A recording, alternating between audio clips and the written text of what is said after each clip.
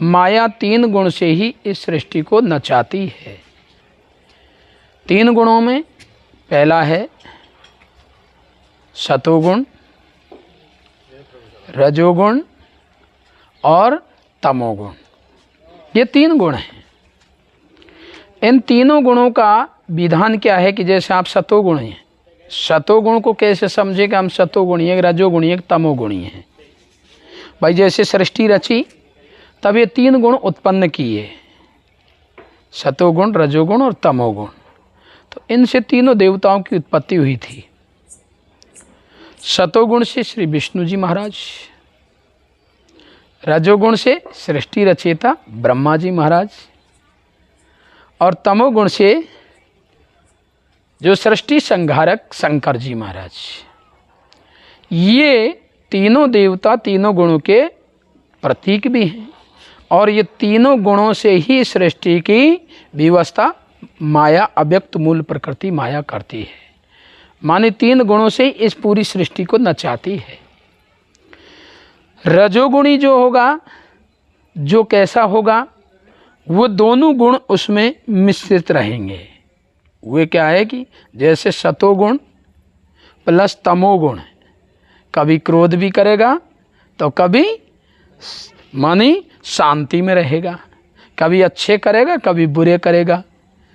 मानी एक ग्रस्त वर्ग ऐसा समझिए कि एक रजोगुणी है, वो डरता भी है और अहंकार से भी चूर है। माने डरता भी है, अहंकार से भी चूर है। तो ये जो रजोगुण होता है ये मिश्रित गुण है।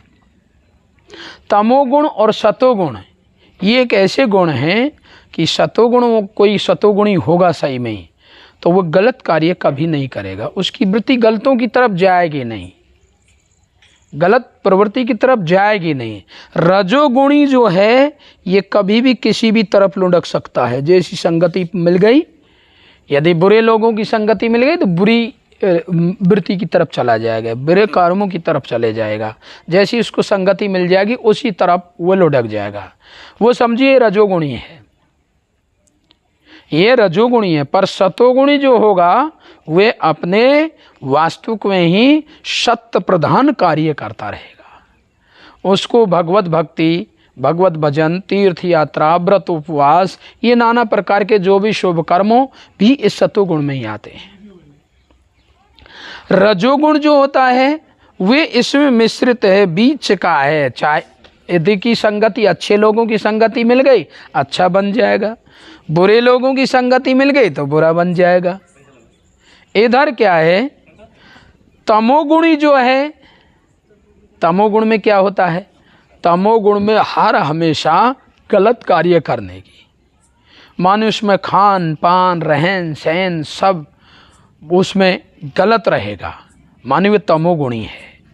तमोगुण का अर्थ है पूर्णतः से मानी अपनी वृत्तियों को विकृत कर लेना।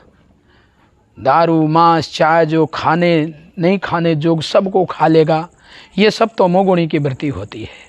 तो तमोगुणी भी जो होगा वह भी कठिन आएगा और सतोगुणी होगा वह भी कठिन दूसरे गुण में आएगा। परंतु जो रजोगुणी होगा वो सहज में ही जैसी संगति, जैसी उस पर अंगति मिल जाएगी।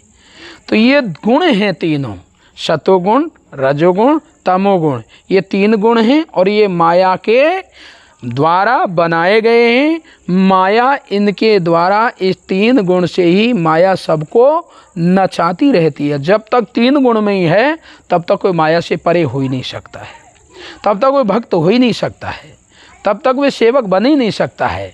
इन 3 गुणों से परे परमात्मा करता है, क्योंकि माया भी इस 3 गुणों से परे नहीं कर सकती। माया तो 3 गुणों से बांध कर ही नचाती है, तभी उसका खेल चलता है। तो वो क्यों करेगी? जब इसमें चलता हुआ, खेलता हुआ, कूदता हुआ ये तमोगुण, रजोगुण, सतोगुण के बीच में जब थपेड़ा खाते खाते खाते जब उब जाता है, तब इसको इन 3 गुणों से परे होने की भाव बनते हैं कि मुझे अब इस बीहड़ माया से कैसे बच पाए।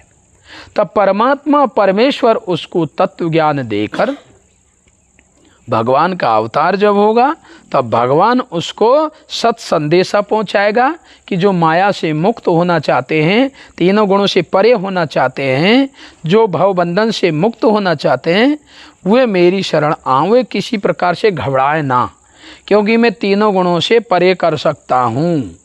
मेरा काम है तीनों गुणों से परे करने का। तो भगवान का अवतार जो होता है वे तीनों गुणों से परे कर देता है। नहीं तो माया भी, अव्यक्त मूल प्रकृति महामाया भी तीनों गुणों से परे नहीं कर सकती, क्योंकि वे तीनों गुणों से ही अपना खेला खेलती है।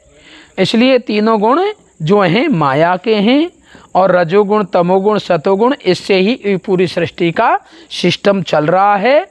और इसमें जन्मने मरने का, जैसे सतोगुणी है देवता बन जाएगा, रजोगुण को स्वीकार करेगा तो मानव, और यदि तमोगुण को स्वीकार करेगा तो असुर, दैत्य एवं नाना प्रकार की योनियों में घूमता रहेगा। यही तीनों की वृत्तियाँ हैं और इसी में ये चक्र घूमता रहता है। ये बहुचक्र इन तीनों गुणों से चलता रहता है। जन्म मरण का चक्र भी इन तीनों गुणों से चलता रहता है। इन तीनों गुणों में जीव पिसा रहता है। माया और तीनों गुणों के चक्र में आकर ही ये जीवन जो जीता है ना, वे जन्म मरण के चक्कर से कभी छूट नहीं सकता है। फिरत सदा माया कर प्रेरा, काल कर्म स्वभाव गुण घेरा। मानी माया की प्रेरणा से जो चलता है वह काल कर्म गुण स्वभाव से घिरा हुआ रहता है। कभी वह कर्म के में, कभी काल के में। काल चक्र लग जाता है, अब मैं इतने वर्ष का हो गया, मैं इतने वर्ष का हो गया, मैं इतने वर्ष का हो गया। एक दिन वो वर्ष बीतती बीतती खत्म हो जाएगा। काल कर्म, कभी कर्म के बंधन में बंधेगा, वो शरीर होगा तो तीनों गुणों से युक्त होकर कुछ करेगा। तमोगुण, रजोगुण, सतोगुण से या तो तमोगुणी होकर गलत कार्य करेगा, या तो रजोगुणी होकर मिश्रित कार्य, और या सतोगुणी होकर अच्छे कार्य करेगा। इसी में ये देवता, मानव और दानव या नाना प्रकार की क्या है कि 84 लाख योनियों में भ्रमण करता रहेगा। यह तीन गुण से ही नचाने वाली माया जो है, ये हमेशा इन तीनों गुणों से पूरी सृष्टि को घेर कर बैठी है और इसी के चक्र में डालती रहती है। यदि परमात्मा परमेश्वर की शरण जीव नहीं गया तो तीनों गुणों से कोई बच नहीं सकता है, क्योंकि आदि शक्ति परमात्मा के आदेश निर्देश पर जब सृष्टि रची तो तीन गुणों की ही डोरी इसने फेंकी है, जिसमें सारी दुनिया बंधी हुई है। इसलिए ये तीनों गुण जो हैं आपकी वृत्ति के अंतर्गत पहचाने जाते हैं कि अब तुम सतोगुणी हो, रजोगुणी हो या तमोगुणी हो, कौन से गुण में चल रहे हो। और जो भगवत प्रेमी होता है, जो इन तीनों गुणों से परे होता है, क्योंकि वे अपनी तरफ से कुछ करता ही नहीं है। उस पर जो तमोगुण भी उसमें दिखाई दे रहा होगा तो वह अपनी तरफ से कुछ नहीं है। भगवान की कृपा से यदि युद्ध का भी कोई बात होगी या कोई जैसा भी कार्य कराएगा भगवान, वही कार्य करने के लिए तैयार हो जाता है। इसलिए वो तीनों गुणों से परे हो जाता है। भगवान अपनी शरण लेकर अपनी आज्ञा आदेश से जो कराता है वे तीनों गुणों में नहीं बंधता है।